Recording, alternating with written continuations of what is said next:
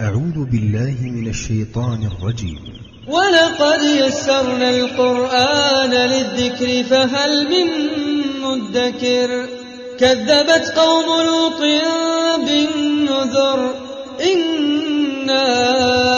أرسلنا عليهم حاصبا إلا آل لوط نجيناهم بسحر نعمة من عندنا كذلك نجزي من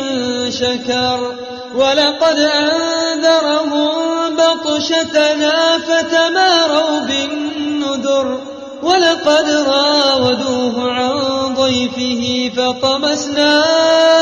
أعينهم فذوقوا عذابي ونذر ولقد صبحهم بكرة عذاب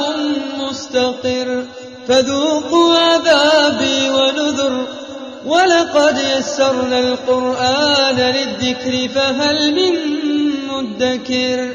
ولقد جاء آل فرعون النذر كذبوا بآياتنا كلها فأخذناهم أخذ عزيز مقتدر أكفاركم خير من أولئكم أم لكم براءة في الزبر أم يقولون نحن جميع منتصر سيهزم الجمع ويولون الدبر بل الساعة موعدهم والساعة أدهى وأمر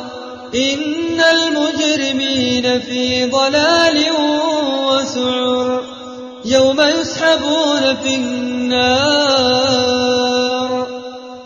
يسحبون في النار على وجوههم ذوقوا مس سقر إنا كل شيء خلقناه بقدر وما أمرنا إلا واحدة كلمح بالبصر ولقد أهلكنا أشياعكم فهل من مدكر وكل شيء فعلوه في الزبر وكل صغير وكبير مستطر إن المتقين في جنات ونهر في مقعد صدق عند مليك مقتدر.